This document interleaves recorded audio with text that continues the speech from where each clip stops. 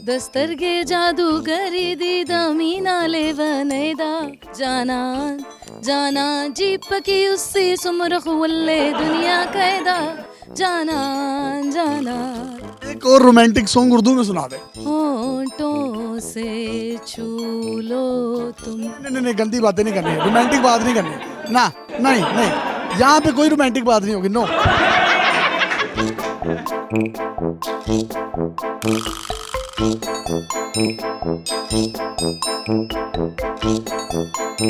अस्सलाम वालेकुम नाज़रीन, आपका मेज़बान यासिर शामी आपकी खिदमत में हाजिर है और आप देख रहे हैं डेली पाकिस्तान। ये हैं अल्लामा इकबाल के शाहीन जिनका नाम काशिफ है। ये हैं पठान फैमिली से ताल्लुक रखने वाली दानिया खान। आज ये जिंदगी में तीसरी मर्तबा दुल्हन बन रही हैं, जबकि भाई जो हैं ये भी जिंदगी में तीसरी मर्तबा दूल्हे बन रहे हैं। इनकी शादी की स्टोरी इंतहाई दिलचस्प है। ये LSE में पढ़ा करती थी, फुल यो लड़की थी, जीन्स टॉप, बड़े स्नीकर्स और छोटे छोटे हेयर कट। इसके साथ साथ इन्होंने अपने कानों में बड़े हेडफोन्स लगाए होते थे। जबकि जो भाई हैं इनका अपना सॉफ्टवेयर हाउस था। इन्होंने अपनी कंपनी में जॉब की वैकेंसीज के लिए इश्तेहार दिया। इन्होंने CV इनके ऑफिस में ड्रॉप की। अगले दिन ये जब इंटरव्यू के लिए आई, इन्होंने इनको देखा और देखकर कहा कि किधर है तुम्हारा बॉस। इन्होंने इनसे कहा कि मैं ही बॉस हूँ, जिस पर इन्होंने इनको बड़ा जबरदस्त गंदा वाला इग्नोर किया। इन्होंने इनसे पूछा कि आपने अपने कानों में ये हैंड फ्रीज क्यों लगाई हुई है, जिस पर इन्होंने कहा कि मैं सूरह रहमान सुन रही हूँ। ये थोड़े से जजमेंटल हुए कि इतनी यो लड़की इतनी मॉस कोड और इतनी बोल्ड ड्रेसिंग की हुई है, ये किस तरीके से सूरह रहमान सुन सकती है। बस यहीं से इनकी गुफ्तो शनीद शुरू हुई और ये 3 दिन तक इन्हीं के ऑफिस में रही। इनकी आपस में निगोशिएशन हुई और तीसरे दिन इन्होंने मौलवी साहब को वहां पर बुलाया। होंडा सिविक पर वो आए, इनका निकाह हुआ। जिसके बाद इन दोनों को महसूस हुआ कि हमने तो अपने घरों में कोई बात ही नहीं की। ये अपने घर बात करने के लिए इस्लामाबाद गई, ये अपने घर में बात करने के लिए गए। अब यहाँ पर ट्विस्ट कहानी में ये है कि इनके घर वाले भी नहीं मान रहे, इनके घर वाले भी नहीं मान रहे और उन लोगों को नहीं पता कि इन दोनों ने निकाह कर लिया हुआ है। जिसके बाद इन्होंने बड़ी मुश्किल से उनको मनाया। इनका दोबारा से कन्वेंशनल वे में रिश्ता इनके घर गया। इनके घर वालों ने इनको पसंद किया। मेहंदी, बारात, वलीमे के फंक्शंस हुए और बारात पर दूसरा निकाह हुआ।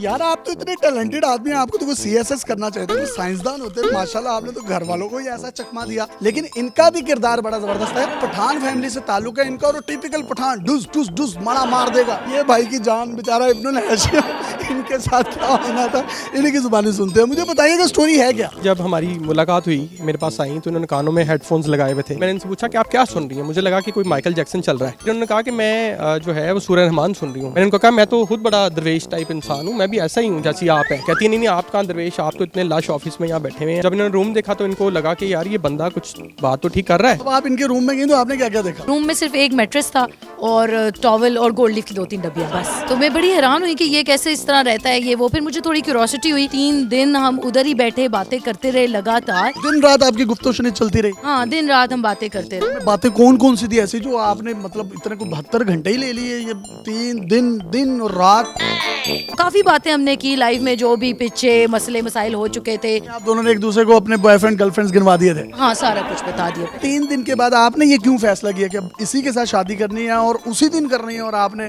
मौलवी को बुलाया? जब इनको मैं मिला और इनसे बात हुई तो मुझे ऐसे लगा कि ये कनेक्शन डायरेक्टली मिलता है। उसी डिस्कशन में इन्होंने कहा कि मैं ना जरा अपने कजन को मिलकर आई, तो मैंने इनको कहा आप जा तो रही हैं लेकिन आप दुपट्टा जो है ना वो रख लें। इन्होंने मुड़ के मुझे देखा कि आपने कौन सा मुझसे शादी करनी है। बकवास बंद करो।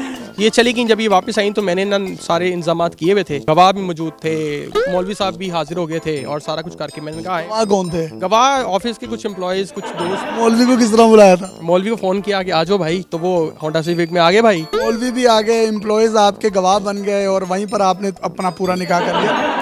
आप तो जॉब लेने आई थी, आपको पता था कि आज ही मतलब यहाँ पे टोकन भी हो जाएगा, कब्जा भी हो जाएगा, निकाह भी हो जाएगा, रुखसती भी हो जाएगी? मैं बस वो 143G3 हाउस नंबर था इनका और मैं साइंस में बड़ा बिलीव करती हूँ, तो मैं ये आई लव यू सोच के आई थी। तो फिर आपने अपने घर कैसे बात की? उनको मैंने काफी मनाने की कोशिश की, वो नहीं मान रहे थे। लाख एतराज़ात के पंजाबी है, हम जानते नहीं है। मैंने उनको कहा कि आप कराएंगे तो भी मैं करूंगी, नहीं कराएंगे तो भी मैं इसी बंदे से करूंगी, आपकी मर्जी है। ऑलरेडी तो आप कर चुकी थी। हाँ, ये तो बात आपने अपने घर वालों को नहीं बताई थी? ये उनको बताया नहीं था। आपकी क्या फीलिंग्स थी कि हमने तो निकाह कर लिया है, अब घर वाले मान ही नहीं रहे, तो अब इनको किस तरह से बताएं? यार हंसी भी आती थी और रोना भी आता था कसम से। कभी कभी इतना डर लगता था कि अब क्या करूँ, ना निकाह अंडू हो सकता है ना रीडू हो सकता है, क्या कर सकते हैं। आपकी क्या फीलिंग्स थी कि अब मैं इनको क्या बताऊं? मुझे अपने पेरेंट्स से ज़्यादा ना इनके पेरेंट्स और इनके ख़ानदान से डर लग रहा था कि मेरे पेरेंट्स तो इवेंचुअली मान के या जो भी है मुझे गालियाँ गुलियाँ निकाल के मान जाएंगे, लेकिन गोलियाँ तो पड़ेंगी मुझे इधर से। आपने भी अपने घर वालों को मना लिया, इन्होंने भी मना लिया, और जब इनके घर वाले रिश्ता देखने आपका आए,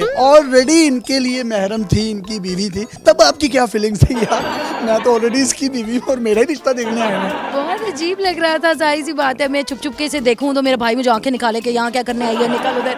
अब मुझे अजीब भी लगी कि है तो मेरा मियाँ है, मैं उसको देख सकती हूँ।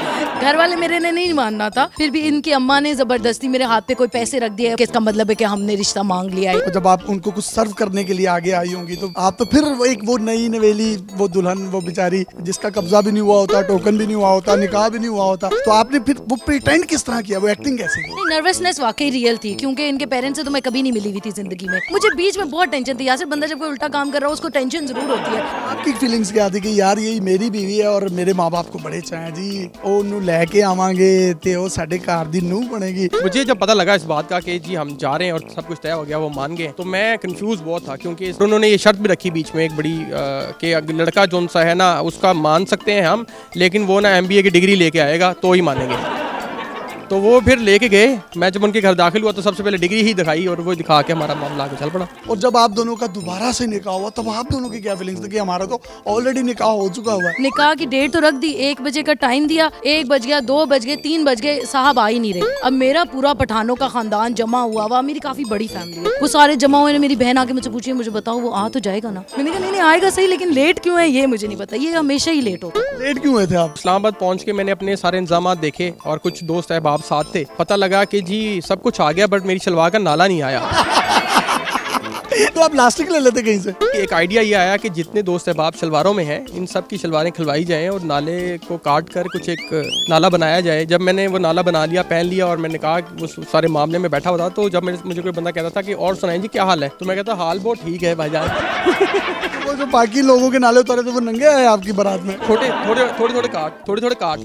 थोड़े काट के सबको जोड़ के वो फिर आपका नाला बना, और आपको मार्केट में कहीं भी नाला नहीं मिला? नहीं, मुझे नहीं मिला, और वो जो गिरे हैं ना उनके ऊपर मैंने बड़ा काउंट किया और दुआ। तो आपको नाले की कदर मंजिलत का अंदाजा हुआ होगा कि नाले का क्या मुकाम है। जी बिल्कुल ऐसे ही है, नाले का बड़ा मुकाम है। फिर जब बारात हुई, वलीमा हुआ, आप लोग घर आ गए, घर में आने तक भी आपकी ये क्यूरोसिटी खत्म नहीं हुई होगी कि यार हम इनको बता दें, अब तो बता दें। आपने फिर बताया कब उनको कि हमारा निकाह हो चुका था? हमने कभी भी नहीं बताया कि हमारा निकाह हुआ है। आपका इंटरव्यू देख के उनको पता चलेगा, बस मेरे भाई और अब्बा को पता था, बाकी किसी को नहीं। वो वाला निकाह हमने रजिस्टर नहीं किया था, फिर नया जो ऑफिशियल निकाह हुआ उसको रजिस्टर किया। इनकी स्टोरी हमने आपके साथ शेयर की है, बड़ी मजे की है। यहाँ पर एक पैगाम देना चाहूंगा उन तमाम देखने वालों को, काइंडली अगर आपकी बच्चियों की जहाँ पर रजामंदी है शादी की तो आप वहीं पर करें। अगर आपका बेटा कहीं कहता है कि मैंने शादी फलां जगह पर करनी है तो आप उसकी रजामंदी पर आमीन कह दें, उसकी शादी कर दें। ये ना हो कि बच्चे पहले निकाह कर लें, उसके बाद फिर ड्रामाटाइज सारी चीजें हों और आपको निकाह पर निकाह करना पड़े। हमने कुछ मुफ्तियान इकराम से भी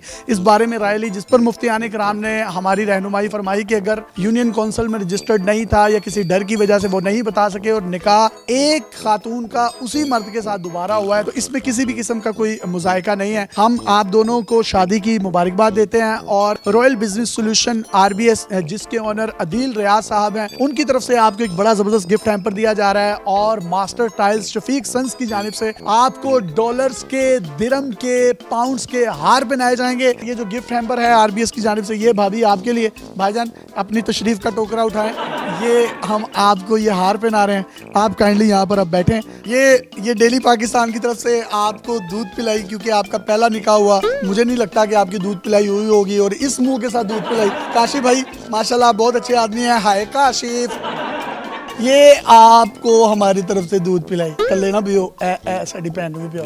जी जी पिए पिए पिए पिए पिए पिए। हमारा आपसे स्पेशल प्यार है तो आपके लिए छोटा सा गिफ्ट है हमारी तरफ से। ये दूध आप पकड़ लें और ये जो है नजराना हमारे। बहुत शुक्रिया जी। और ये जो डॉलर्स के, पाउंड्स के और ये दिरहम के हार हैं, ये गिफ्ट जो हैं वो शफीक सन्स की तरफ से हैं और इन्होंने जो मुझे गिफ्ट दिया है वो भी मैं आपको दिखाऊंगा। काफ़ी अमीर लग रहे हैं भाई आप तो। राडो उफ, वाह वाह वाह वाह वाह वाह, पहली कॉपी है और ये कैमरा आपको दिखाएगा।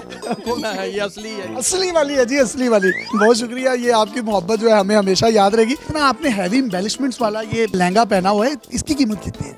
12 लाख का है। ये रिपब्लिक का ड्रेस है और ये जो मेकअप है मेरा ये Tony and guy model town branch ने किया है और अच्छा मेकअप करते हैं वो लोग। आपने ये नेस्ले के पहने? ये मैंने किसी से मांगे हैं। ये बच्चे कितने हैं आपके? मेरे 2 बेटे अल्हम्दुलिल्लाह। कितनी कितनी उम्र है उनकी? 5 साल का, एक 7 साल का है। आप भी कोई पैगाम दें हमारे देखने वालों को। We always sacrifice everything for our kids, but when it comes to the most important decisions of their life, at that time we say no, no, no. तुम पुप्पी के घर ही करो, तुम चाची के घर ही करो. So don't do that. Don't ruin your generations. Give them enough confidence and trust so that they can trust on you, rather than that they are running away from your homes or they're doing something that's going to defame you in future. भाईजान मैं चाहता हूँ एक song आप भाभी को dedicate कर दें। तू मिले दिल खिले और जीने को क्या चाहिए। आपकी टर्न। दस्तरगे जादूगरी दीदा मीनाले वनेदा जाना जाना जीप की उससे सुमरख वल्ले दुनिया कैदा जाना जाना। एक और रोमांटिक सॉन्ग उर्दू में सुना दे। होंठों से छू लो तुम। नहीं, गंदी बातें नहीं करनी है, रोमांटिक बात नहीं करनी ना, नहीं, यहाँ पे कोई रोमांटिक बात नहीं होगी, नो। अपने मेजबान यासिर शामी को इजाजत दीजिए और देखते रहिए डेली पाकिस्तान। ये दुल्हन दूल्हा के रूप में बहुत प्यारे लग रहे हैं, तीसरी दफा दुल्हन दूल्हा बने हैं और इनकी शरारतें इतनी मजे की हैं। इनको हिल्टन होटल में हमने स्टे करवाया हुआ है और यहाँ पर ये दुल्हन के रूप में ही जो है वो अपनी एक्सरसाइजेस भी कर रही हैं और ये दूल्हा बने हुए हैं, ये साइकिलिंग कर रहे हैं और महजूज हो रहे हैं हिल्टन के खानों से भी। इजाजत दीजिए, अल्लाह हाफ़िज़।